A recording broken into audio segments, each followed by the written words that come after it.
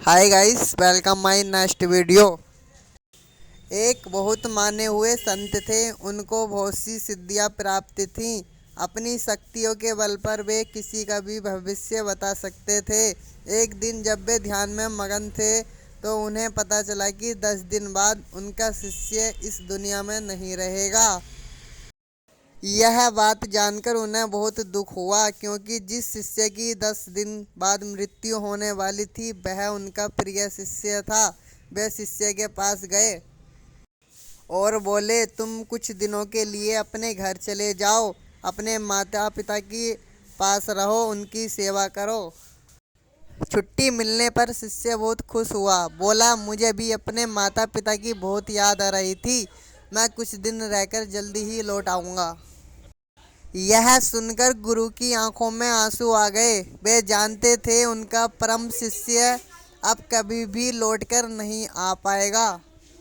शिष्य पैदल ही अपने घर के लिए चल पड़ा। वह थोड़ी ही दूर चला था कि बरसात होने लगी।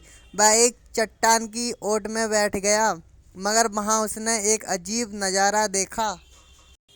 चट्टान के ऊपर से पानी गिरकर नीचे इकट्ठा हो रहा था। जहाँ पानी इकट्ठा हो रहा था वहाँ चींटियों का बड़ा सा बिल था।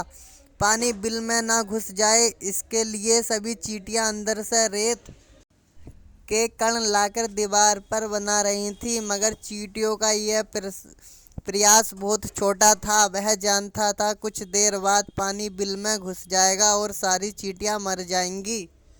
शिष्य के हृदय में दया उमड़ आई। उसने अपनी कमीज निकाली, फिर उस कमीज में बहुत सारी मिट्टी भरकर पानी के आगे एक दीवार सी बना दी। अब बरसात जोरों से होने लगी थी, मगर कमीज से बनी दीवार के कारण चींटियों का बिल बच गया, क्योंकि एक सीमा के बाद अब पानी का बहाव दूसरी तरफ हो गया था। शिष्य अपनी कमीज वहीं छोड़कर अपने घर चला गया। वह 10 दिन तक अपने गांव में रहा। फिर उसे गुरु की याद आई तो वापस आश्रम की तरफ चल पड़ा। उधर जब 10 दिन पूरे हो गए तो गुरुजी बहुत दुखी हो गए। वे जानते थे कि उनकी दिव्य दृष्टि ने जो भी देखा है वह सच होकर ही रहता है। शिष्य के देहांत के विषय में सोचकर गुरु की आंखों में झरझर आंसू निकलने लगे। ठीक 11वें दिन जब गुरु शिष्य के शोक में कुछ दिनों के लिए ध्यान में जाने वाले थे, तभी शिष्य उनके सामने पहुंच गया। गुरुजी ने शिष्य को जीवित देखा तो उनकी खुशी का ठिकाना ही नहीं रहा।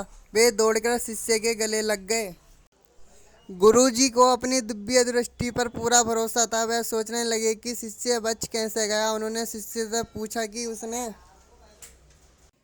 पिछले 10 दिनों में क्या क्या काम किए। शिष्य ने गांव में जो समय बिताया था उसके बारे में बता दिया। गुरुजी बोले, इसके अतिरिक्त भी कुछ किया हो तो वो बताओ। गांव में या रास्ते में कोई परामर्श का काम भी किया क्या क्या?